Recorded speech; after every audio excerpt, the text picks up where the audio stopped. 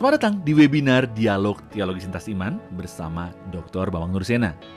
Dalam webinar ini, kita akan membahas berbagai hal mengenai kekristenan dan bagaimana kita sebagai orang percaya dapat mempertanggungjawabkan iman kita. Berikut adalah cuplikan-cuplikan video dari pertanyaan-pertanyaan yang diajukan oleh para peserta webinar yang dilakukan setiap 2 minggu sekali pada hari Kamis jam 7 malam.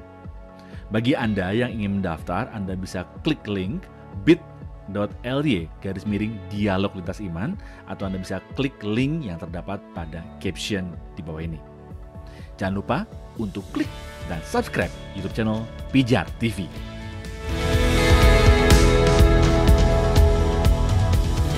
Shalom Alehem Pak Bambang, apakah perbedaan antara Injil Apokrif dengan Injil Sinoptik ya Pak? Lalu apakah yang disebut dengan Injil Sinoptik itu juga berhubungan dengan perkembangan sejarah tentang gereja Kristen Ortodok Koptik di negara Mesir dan sekitarnya ya Pak? Mohon penjelasannya, terima kasih atas perhatiannya. Oh, namanya Injil Sinoptik itu ya Matius, Markus, Lukas itu namanya Sinoptik.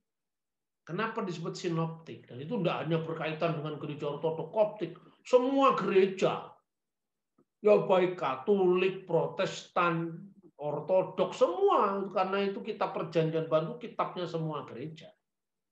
Sinoptik itu, sin itu bersama.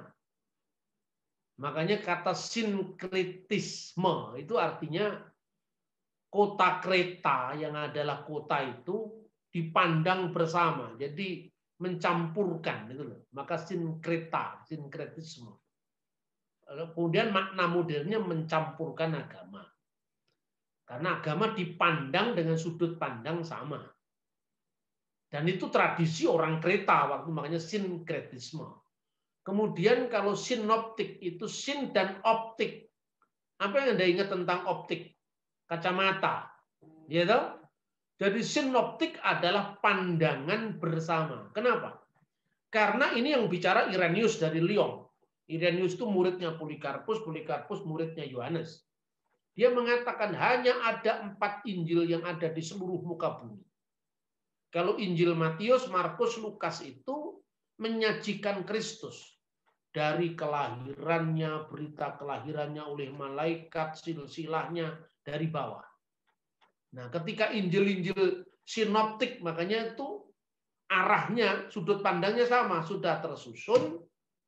Pada masa tuanya di Efesus, Yohanes itu diminta oleh murid-muridnya. Saya kira termasuk Polikarpus. Guru, mumpung Anda masih hidup, tuliskanlah pengalaman-pengalamanmu bersama Juru Selamat untuk menjadi pedoman bagi kami semua ini.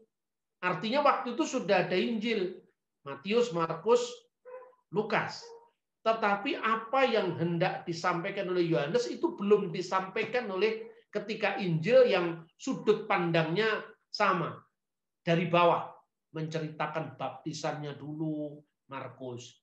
Menceritakannya tentang silsilahnya, Matius. Semua kan silsilahnya ketika menjadi manusia. Baptisannya ketika menjadi manusia. Lukas lebih lengkap lagi, tidak hanya silsilah, berita kelahirannya dari sudut pandang Maria. Kalau Markus, berita kelahirannya dari sudut pandang Yusuf. Itu saling melengkapi. Maka Yohanes memulainya dengan apa? En arki in hologos, pada mulanya adalah firman. Jadi ini berbicara tentang Kristus dari atas. Asal-usul surgawinya, praeksistensinya baru dicatat sejarahnya. Itu yang namanya Injil Sinoptik dan Injil Yohanes, ya. Jadi sinoptik itu tidak hanya terkait dengan satu gereja, itu semua gereja saya kira.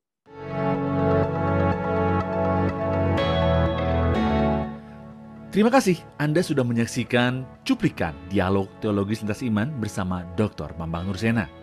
Jangan lupa segera daftarkan diri Anda dengan klik link bit.ly/dialog lintas iman atau Anda bisa klik pada link yang ada di caption saat ini juga. So, informasi selengkapnya ada pada image di akhir video ini.